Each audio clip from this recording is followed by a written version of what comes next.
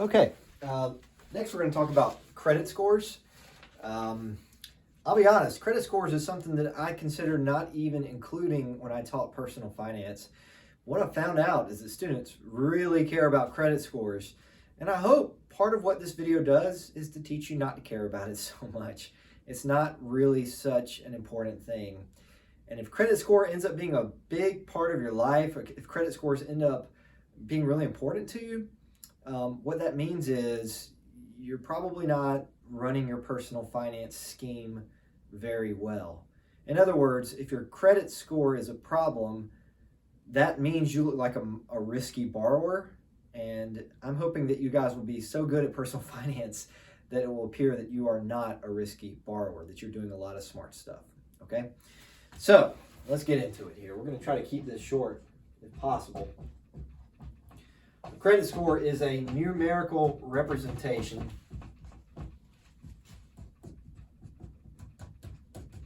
of your ability to repay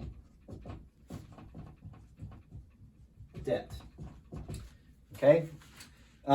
It's based on a bunch of things that we're going to talk about, such as your payment history on debt, how much debt you've had in the past, how much you could borrow right now, and so forth. And it's important because your credit score affects your ability to attain loans. All right, that's the bottom line here.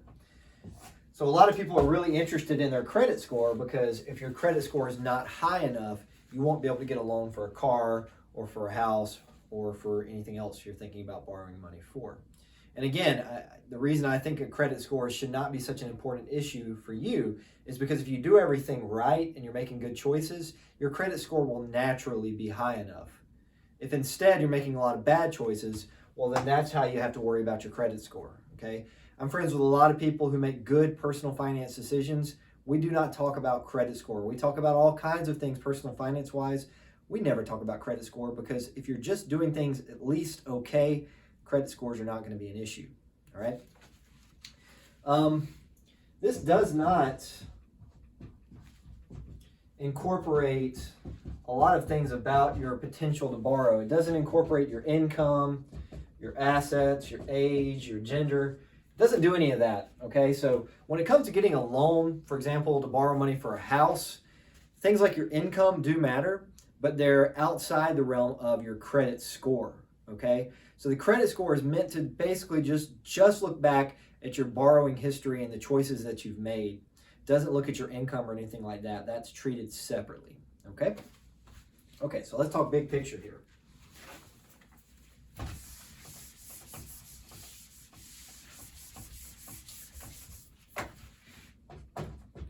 Big picture, and then we will dive down into the weeds here a bit.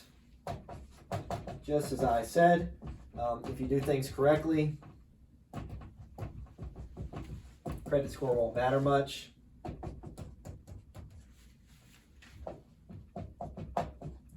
And when I say do things correctly, part of what I mean there is, don't run up a big credit card debt. Don't fail to repay loans that you have. If you've got a student loan debt, just make sure you're paying off at least a minimum payment every single month. If you do these things, then credit scores won't be a big problem. It's when you miss payments for many months in a row, or you declare bankruptcy or something extreme like that, that's when your credit score is going to take a big hit. It's generally higher to get it's generally easier to get a high score as you get older.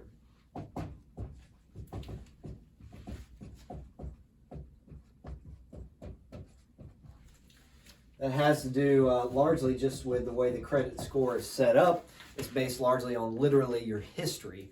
So when you're 18, 19 years old, you don't have much credit history. In fact, you may have no credit history. So once you establish your credit history, and if you just don't do anything stupid over time, your score will naturally go up. So don't worry if your credit score right now is not very high. Give it a few years and it will go up, especially if you take some of the tips that I'm going to suggest here in this video. This is something I think about a lot. If your credit score is borderline, this is what I always want to say to somebody when they ask me about credit scores. If your credit score is borderline, What that means is you are deemed as risky. So if you're trying to get a mortgage and your bank is telling you your credit score is maybe not high enough, they're not sure if they're going to give you a loan or they're going to charge you a high interest rate, what that means is you're risky. Your credit score is showing that you're a risky borrower. And I would make the argument maybe you shouldn't be borrowing in that scenario, especially when it comes to something like getting a mortgage. You never have to get a mortgage. I would argue that renting is often a very good deal. We'll explore that mathematically in a couple of videos from now. But the bottom line is if your credit score is a problem, that means you're risky. And if you're risky, maybe you shouldn't be borrowing money and taking on more risk, okay? So for those people who really care a lot about their credit score, my immediate thought is, maybe they shouldn't be borrowing money at all if their credit score is an issue. That means they're a risky person to loan money to. And then fourth and final here, I'm just going to say that there's little advantage to a very high score.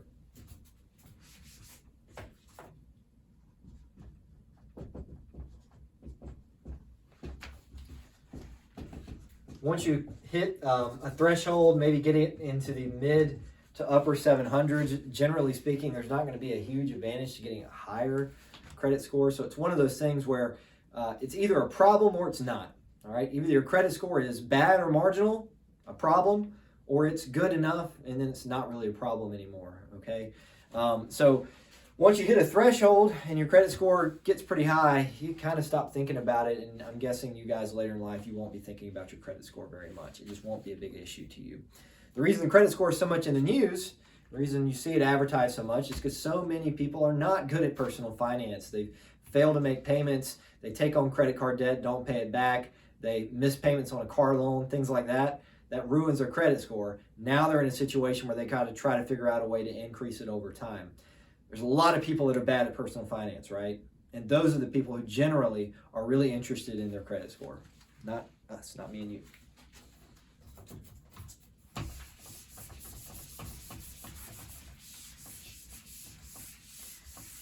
Okay, in the world of credit scores, there are some players that we need to identify here. Some businesses. There is FICO. FICO used to be an acronym. It was like Fair Isaac Corporation, I think. Now it's literally just called FICO. It's a corporation called FICO, and they created the FICO score, which is the industry standard. This is the industry standard for credit scores. There'll be lots of different ways to figure out an estimate of somebody's credit score, but the FICO score is the prominent estimate used.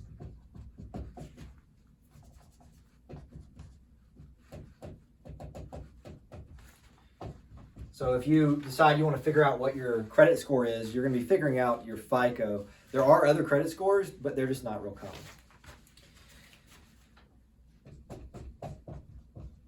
So you've got FICO, all right, who created the credit scores that you and I will learn to look up. And then you've got these organizations that estimate your score in slightly different ways. And in terms of how these are estimated, they use slightly different methods. Not all of it is very clear in terms of how they create their estimates. But you have three different companies here that create these credit scores. In some cases, it's important to think about all three scores. In some cases, you might have the ability to know ahead of time what credit score a bank might be looking at. So for example, if you're getting a mortgage on a home, you might see that Bank of America uses Experian, whereas Regions Bank uses Equifax. And you might find out that for whatever reason, your Equifax score is higher. So you might consider going to Regions to get a loan for a house, for example. Again, that kind of stuff doesn't so much matter when your credit score is high, but when it's borderline, you might think about these things. And you can get all three of these credit scores checked. At least one of them you can get for free. There's various places to do this. You may have heard of like freecreditreport.com. Well, freecreditreport.com is owned by Equifax. So you can use it to check your credit score one time for free. And that, by the way, will not hurt your credit score when you just check it that one time.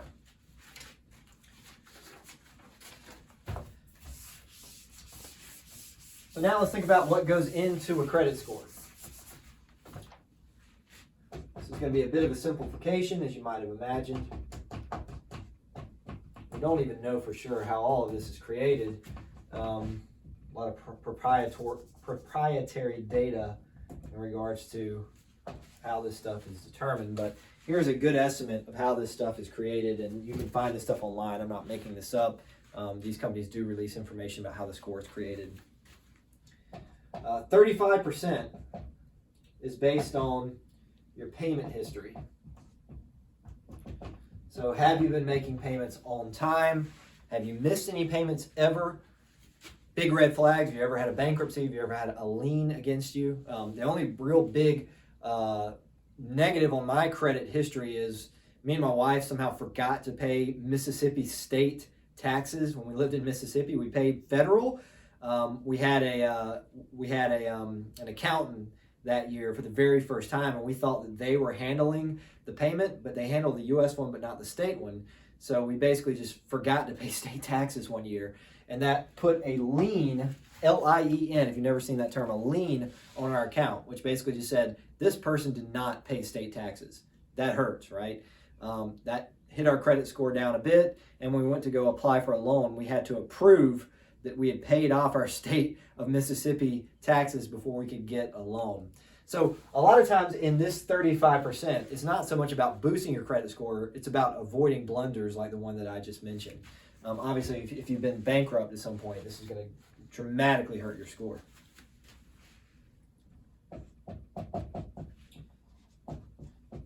%30 is characterized by something referred to as your debt burden. This is your total debt in dollars. That's part of it. But what actually matters more is your debt relative to how much you could choose to borrow. This is often referred to as your debt or credit utilization rate.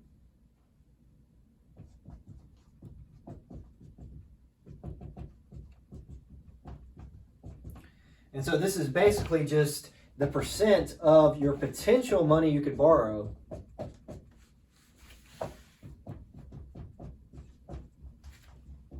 that you have utilized. Okay? So it's thinking about how much you could borrow, and then relative to that, how much you have borrowed. So for example, if you have one credit card with a $5,000 limit on it, and that's the only credit card you have, that's the only debt you have, and you could borrow as much as $5,000, but you currently have only borrowed $1,000, then you would have a 20% credit utilization rate, okay? So this is really important because the logic is if someone is really a desperate borrower, they're basically just going to borrow every penny they can get, right? That would be like a really risky person that's borrowing as much as they possibly can. So it's not just about how much they have borrowed, but it's also about how much they've borrowed relative to their potential. Because not all debt is bad, right? If you have a mortgage, that doesn't mean you're a risky borrower in most cases. In fact, it may be a signal that you're a less risky borrower. So the debt is not really the big deal here. The credit utilization rate is more important.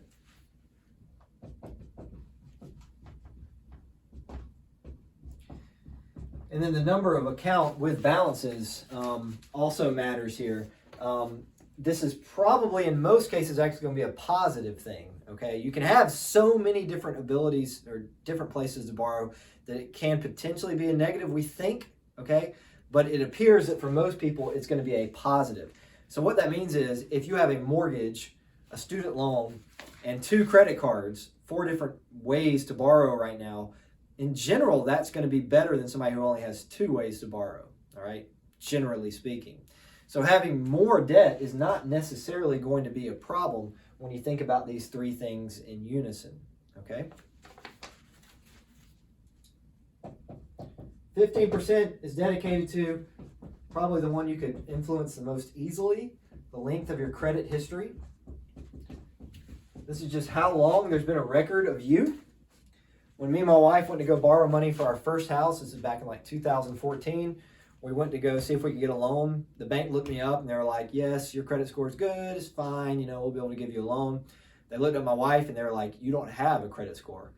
She was someone who we would refer to as credit invisible.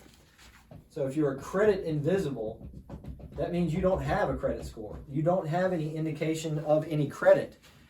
For her, she had student loan debt, but she had paid it off, and once she paid it off, she didn't have any other credit at that point in time. So if you break, if at any point during your life you break your credit history, you don't have anything borrowed, your credit history basically just, it goes away. I was going to say go to zero, but that's not correct. It just goes away. It just ceases to exist. So this is the one you can probably be the most active about. If you don't have any credit right now, you could get a credit card. All right, get a credit card that you know you're going to keep for your entire life, ideally. I mentioned in the last video the Discover IT card being a good one for students because it's aimed at students and has some pretty good benefits. Also has no annual fee, which is good if you're going to keep it for a long period of time. So if you're thinking, you might want to borrow money for a house 4 or 5 years down the road and you don't have a credit history now, well, I would suggest you consider changing that. Get a credit card. If you have student loan debt, well, that helps. That actually starts your credit history when you have student loan debt. But if you pay it all the way off, it could break it. So I would recommend getting a credit card. Maybe don't even really use it, just have it, and that will establish your credit history through time. If you really want to improve your credit history, there's more things you can do, but just getting that first card would be a good idea.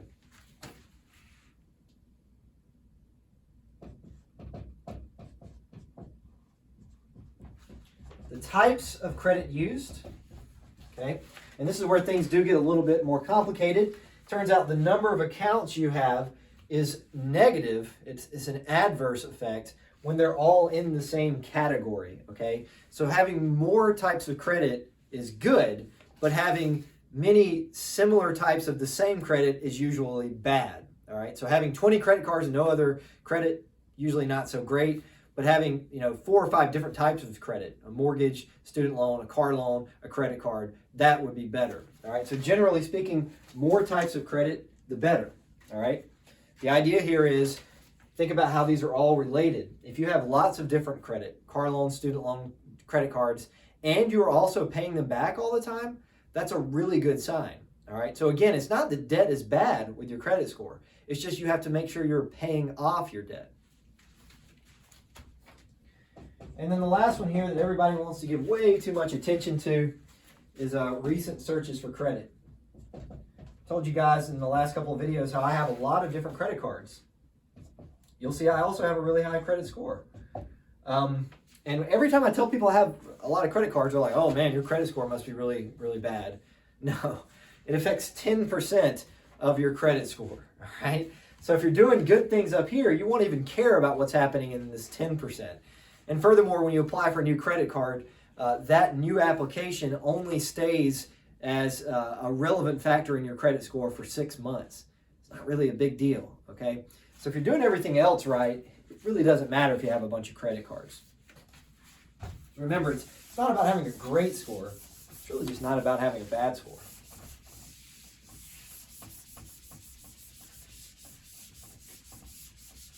So in that regard, what I would say is, and maybe this is the most important part of this lesson because it's stuff that you can think about and use, consider the role of a credit card in your credit score, all right? Because people seem to be very confused about how credit cards play a role in your credit score. So I would deem that it is essential to at least consider the possibility of using a credit card to establish history. And a lot of people who know a lot more about this than me have given me the advice to tell students that they should consider getting a credit card in order to start their credit history, because a lot of times, I won't say a lot of times, but occasionally I hear from students that are, they graduate, they think about buying a house, and they find out they can't get a loan because they don't have good credit score. And it really comes down to this, their credit history. So what I would say is if you know you're responsible, at least think about getting a credit card. That would be very good to do. And then there's some good things about credit scores or credit cards as well. All right. Beyond this essential factor, I would argue that it builds your credit history, which is good. The person who is using a credit card and paying it off routinely will typically have a higher score than somebody who's using cash because they are utilizing their credit.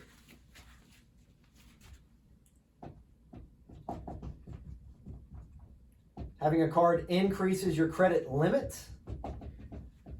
Having a higher credit limit is not really so important, but remember the credit utilization rate is a key factor, okay? Remember, credit utilization rate is the percent of credit that you have used. So if you could borrow $100,000 on your credit cards, but you've only borrowed $3,000, well, then you have a tiny credit utilization rate, okay? So if you can increase your credit limit by having more credit cards, that could be a positive, and that could outweigh the potential negatives of applying for cards, okay?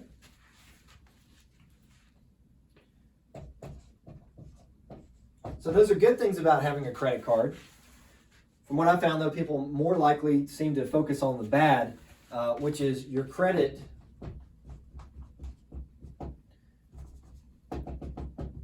is affected when you apply in an adverse way.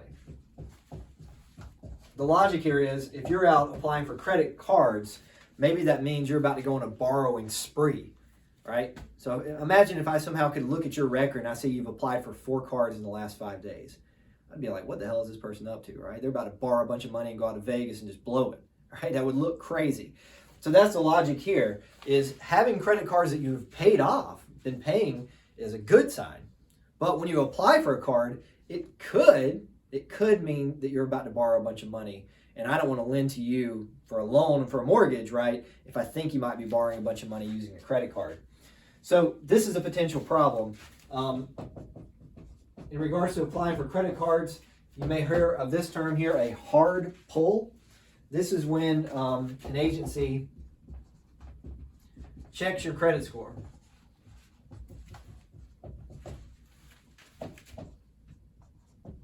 In a way that harms your score. Okay? So a hard pull means that they're basically checking it to see if they can give you a credit card that you applied for. That's called a hard pull. Okay? If you start getting really into credit cards and churning, you'll end up seeing this term a lot. So that's what it refers to. Because typically, your credit score will go down by 2 to 6 points when you apply for a credit card. But that negative effect only lasts for 6 months. So it hurts your credit score to apply for a card, but if you know you're not going to be borrowing within the next 6 months, it really doesn't matter in terms of the negative effects. Okay, so that's a hard pull. You may also hear of a soft pull, and this is a scenario where they check your score, but it doesn't matter.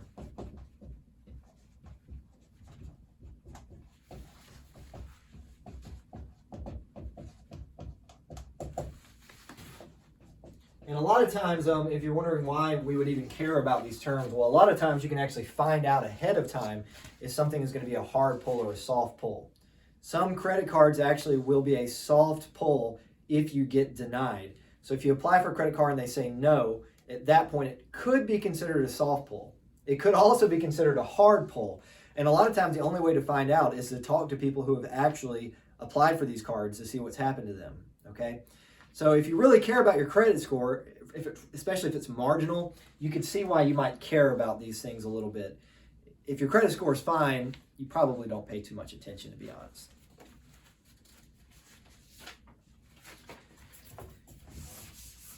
So let's finally think about what's a good score and what's a bad score.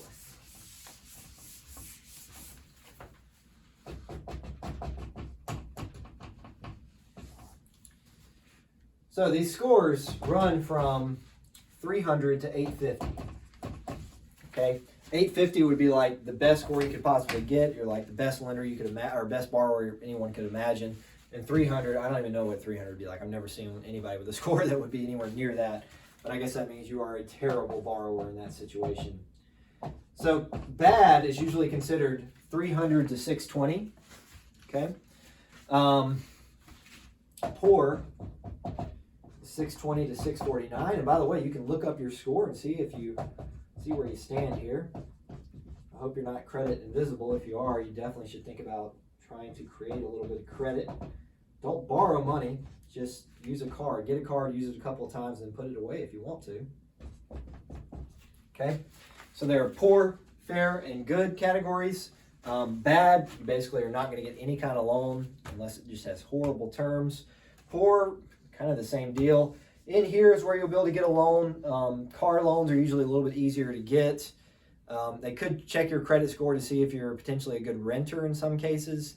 They might see this as very negative a very negative sign about your ability to make rent payments potentially. So that's another reason why it might matter. But ultimately, once you get to about 750 or so and above, there's not much difference in terms of the value. Anything above 750 is just deemed excellent.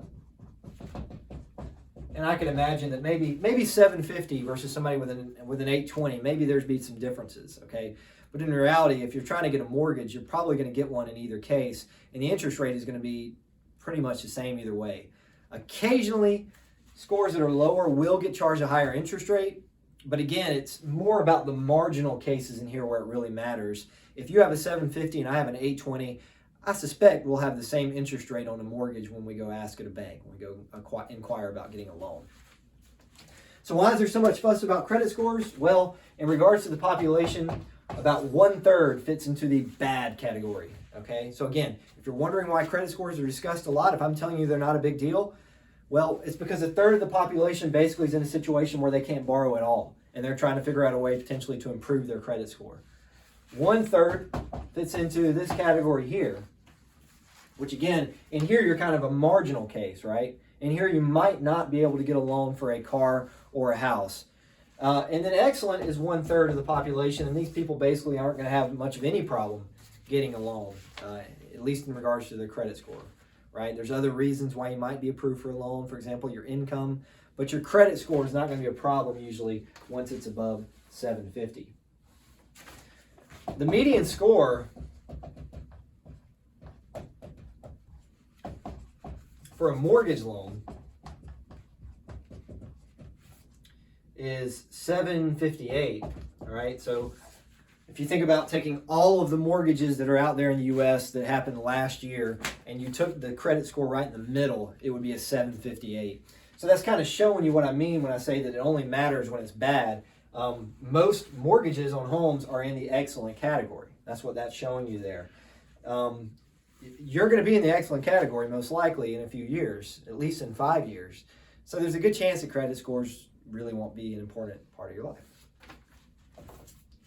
That being said, let me give you one more number while we're on the subject. This is from a year ago, so I don't know if it's changed, but as of a year ago, 82% of Generation Z, which you are likely a member of, were credit invisible, which means they didn't even have a credit score. There's no record of you. So you can imagine, again, why it would matter for these people. If you have no ability to get credit, that could be a problem. So figure out a way to get credit. The easiest way, again, is to get a credit card. Start up with a credit card. So to close all this out, let me give you some tips. 1, start your credit history. Get that first card if needed. Keep that card the rest of your life if possible so that you maintain that credit history. There's no breaks in it. 2, if you really want to increase your credit score, you can increase your credit limits. One way to do that is to get a new credit card, right? Every new credit card gives you the ability to borrow more money, okay? It's kind of a weird cycle though. You know, when you apply for a credit card, they're going to look at your credit score. So it's kind of hard to raise your score until it's already kind of high in a way. But every time you get a credit card, that increases the amount you could borrow. But you don't have to borrow, right? Keep your credit utilization rate low by having more available money to borrow. You can also contact your credit card company and ask for a credit increase on your card. That itself could be a hard pull in some cases, right? So when you call to increase your credit ability to borrow, that could be a hard pull. So it could adversely affect your credit score. But it'll go away after 6 months, that inquiry, okay? So what that means is you probably want to do no new inquiries within 1 year, just to be safe.